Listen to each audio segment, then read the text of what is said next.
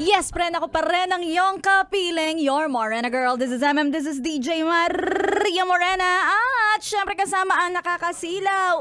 Ang kinis-kinis. Kala mo totoo. The best. Laika Barista. Hi, Laika Maria baby. Morena, you're feeling blue today. Yeah, I'm blue. Kasi galing tayo ng campaign. Diyan sa may mga taga-Mandaleño. Saan ka nagpunta? Sa Mandaluyong. Sa Mandaluyong. Oo, mga Sa loob. Mandalorians. Yung mga kasama. Ayan. Naku, ang gaganda at ang gagwapo nila. Amoy kamote cute silang lahat. Kaya pala may take out kang kamote cute. Oo, maraming salamat dun kay Aling anong pangalan nun? Si Aling Selly. Si Aling Bibe. Ay, di ba? Si Aling Yoli. Oo, sila Aling Emma na Ayan. yan yung nagpatabi talaga ng kamote Nagbayad ka cute ba? sa atin. Oo naman. Kala ko na Nandun naman. kami sa may tapat ng DOH. Oh. Kaya sa lahat ng mga nakasama natin dyan, maraming salamat dahil kayo ay napaka-active. Talagang isa-isa silang nagpa-picture. Sa'yo? Ay. Ba't naningil ka? Oo nga eh, sana. 50 kada isa. Correct. Wala na Saan libre sa piningil ko panahon sila? to. Oo. Diba? Ewan ko kung saan nila gagamitin yung picture ko. Hindi na rin alam. Baka i-delete o baka naman panakot. Ganon. Oo, most likely. Ikaw ba, may tanong ako sa'yo, Laika Barista. Ano na naman to? Nakakaramdam ka ba ng takot? Ng takot. Puro Lalo na kapag, alam ko na-experience mo na rin to eh. Huwag mo na itanggi. Ha? Ano ba yan? Dahil alam ko, yes na yes talaga, naranasan mo na rin ang mabaon. Mabaon? Oo. Ay, nako. Ang dalas nating mabaon. Totoo. Oo, tsaka alam mo yung pakiramdam na yan, Maria Morena. Oo. Sakit. Masakit? Mahapte. Ay, oo. Lalo na kapag malaki. Pag malaki? Oo. Ay, talaga? Oo, masakit, mahapde. Tsaka alam mo yun, Malaki ang bumaon sa Oo. iyo.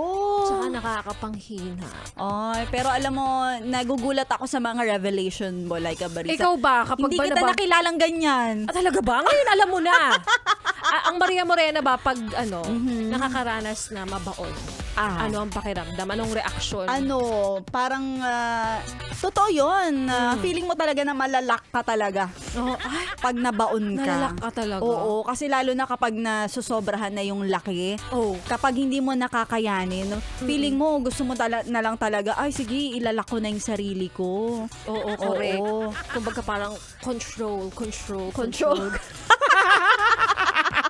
Ang Ano hirap din nagiging kasi- reaction mo kapag nababaon ka na talaga? Pag nababaon ako, ang reaction ko talaga ay para akong yung hindi Hindi ka na mapakali? Oo, hindi na makabangon. Oo. Tapos ang para sa akin, wala puro ang dilim ng pinagdadaanan ko sa buhay, walang liwanag. Correct, totoo yan. Kasi Ikaw ba naman mabaon? Oo naman. Oo. Tsaka Talagang siyempre- pasan-pasan mo siya. Oo. Ay, ang bigat-bigat niyan, di ba? Oo, ang Lalo na bigat-bigat. kapag malaki, talagang ako pag ganyan yung reaction. Ganyan. Tapos nakaganon ka kasi nakikita mo na lang na ang Oo, laki-laki. totoo. Ang hirap-hirap, ang bigat-bigat, ang sakit-sakit. Kaya nga. Kaya ang hirap talaga kapag nafe-feel mo to. Alam mo, lalo na parang tayo pa naman, bilis-bilis lang natin talagang matukso. Ang bilis Oo. natin talaga na kumbaga panghinaan. Kapag may mga tukso sa paligid, hindi natin naiiwasan. Oo, ikaw ba naman ofera ng malaki? Mhm. O, diba? Pag inoferan ka ng malaki, igagrab mo talaga yung Oo, opportunity. paano yung mag-grab? Grab.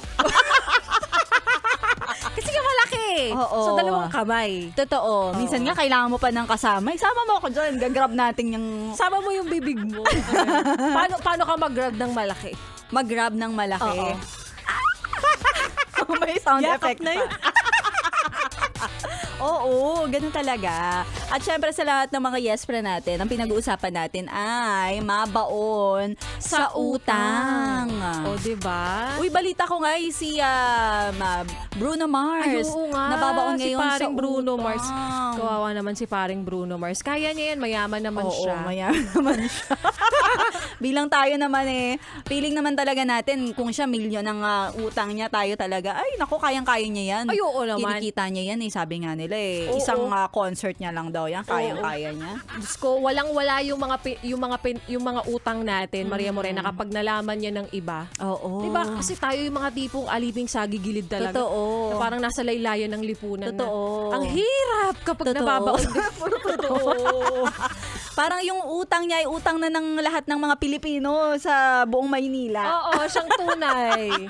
Kaya mo yan, malalampasan mo rin yung malaking problemang yan. Tama. Panghihinaan ka ngayon, masakit, mahapde. Aha. Oo. Kaya sa lahat ng mga yes friend natin, kung kayo kayo din ay may pinagdadaan ng ganito, unti-untiin yung bayaran. Nang sa gayon hindi na mabigat, gumaan-gaan, pati ang Correct. inyong pakiramdam. Oo, tsaka ang pangit ng pakiramdam kapag may utang ka, Oo. di ba? Isipin mo yung taong pinagkautangan mo, pinagkatiwalaan ka.